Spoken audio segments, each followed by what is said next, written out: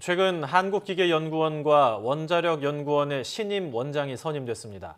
현재는 대덕연구개발특구진흥재단의 이사장 선임을 위한 재공모도 진행 중인데요.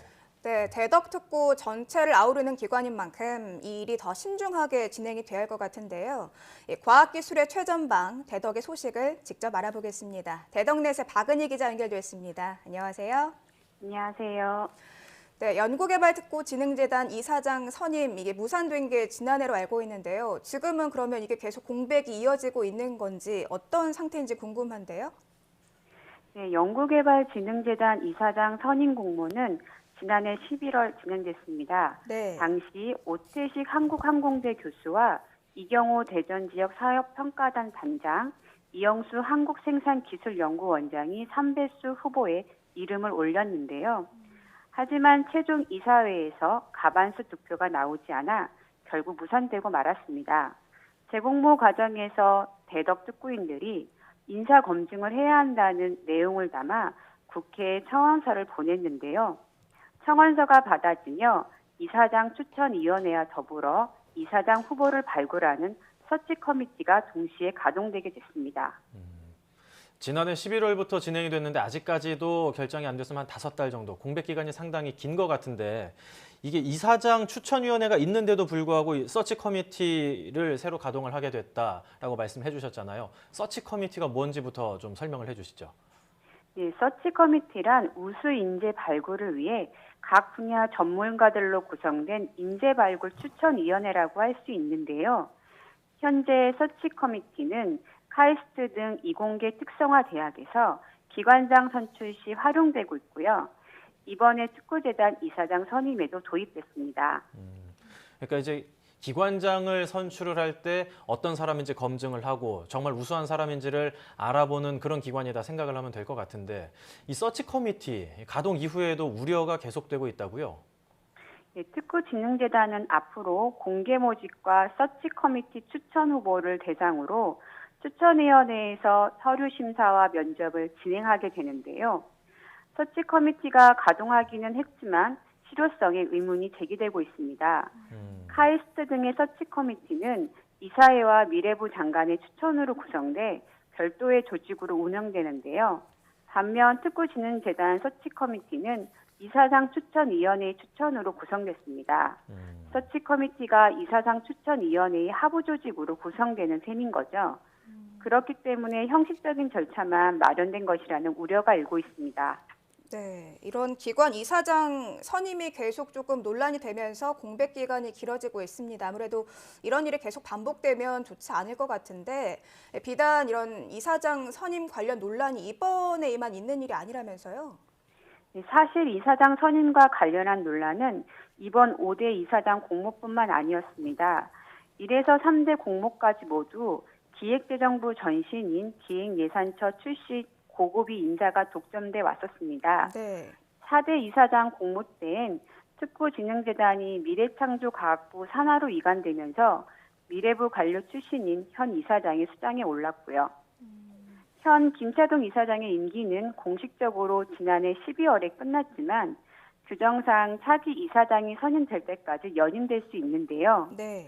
현재 김 이사장은 한국과학기술기획평가원 원장 후보의 공모에 최종 후보 2배수에 포함된 것으로 알려지고 있습니다. 평가원장 선임이 이달 말에 진행될 예정이고 특구대당 이사장 선임은 4월 중에 이루어질 것으로 알려지고 있어서 이사장 자리가 공석인 채로 운영될 가능성도 있어 보입니다. 1대 공모에서 3대 공모 그리고 현재까지도 계속해서 문제가 반복되고 있다면 근본적인 해법이 좀 필요할 것 같은데 이게 왜 손봐지지 않고 있는지 좀 답답한 심정이 드는데요. 또 이제 그런가 하면 연구용 원자력 시설에 대한 주민감시 강화법 발의됐다는 소식도 있다고요. 네, 한국원자력연구원에는 연구용 원자로 하나로가 있는데요. 사실 하나로가 인근 주민들과 가까운 곳에 위치해 있음에도 불구하고 연구용 원자로라는 이유로 민간 환경 감시는 이루어지지 않았습니다. 이에 신용환 국민의당 의원이 하나로와 주변 원자로 시설에 대한 주민감시 강화법을 발의했는데요. 개정안에는 원자력 안전협의회 구성에 있어 원안위와 지자체를 균형 배분하고 외부 전문가 2명 이상을 포함시키도록 했습니다. 또 원자력 안전협의회가 원자력 안전과 관련된 자료 제출 요청 시 정부 당국은 7일 이내 해당 자료를 제출하도록 하는 내용도 포함됐습니다. 이번 개정안이 국회를 통과할 경우에 영구형 원자로도 주민 감시가 이뤄질 수 있을 것으로 전망됩니다.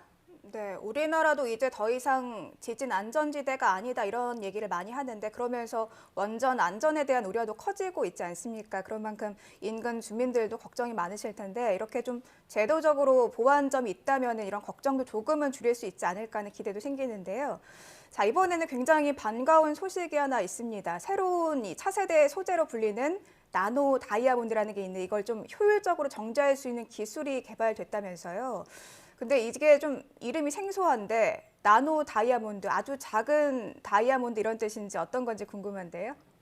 네, 나노 다이아몬드는 아주 작은 나노 크기의 다이아몬드인데요. 네. 다이아몬드 가루라 생각하셔도 될 것 같습니다. 크기가 작은 다이아몬드지만 성능은 다이아몬드와 다르지 않은데요. 단단하고 열 전도율이 높은 게 특성입니다.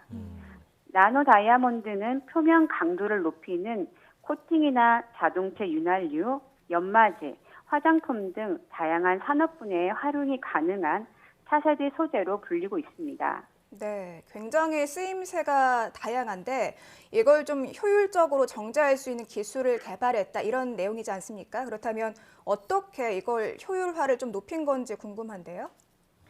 국가핵융합연구소가 물질의 네 번째 상태로 불리는 플라즈마를 활용한 새로운 기술을 개발했는데요. 나노 다이아몬드를 정제하는 방법은 보통 흑연을 폭발물과 섞은 후에 터뜨려 제조하는 방식을 주로 사용했다고 합니다. 하지만 이 방법은 불순물을 제거하기 위해 화학 처리 작업을 별도로 해야 하는데요. 이번에 개발된 새 기술은 다이아몬드가 갖고 있는 불순물을 선택적으로 제거해서 순도가 좋은 다이아몬드를 만듭니다. 연구팀은 순도가 낮은 나노 다이아몬드 분말에 플라즈마 젯이라 불리는 가느다란 플라즈마를 씁니다. 플라즈마에서 나오는 활성산소가 나노 다이아몬드의 불순물을 제거해 순도가 높은 다이아몬드 가루로 정제하게 되는 거죠. 돌덩이에 묻은 흙을 이제 물로 씻는 것처럼 플라스마를 이용을 해가지고 나노 다이아몬드를 좀 깨끗하게 순도를 높였다 이렇게 생각하면 될 것 같은데 이게 어느 정도 효과가 기대되나요? 이번 기술은 비용이 적게 들 뿐만 아니라 화학 폐기물이 발생하지 않습니다.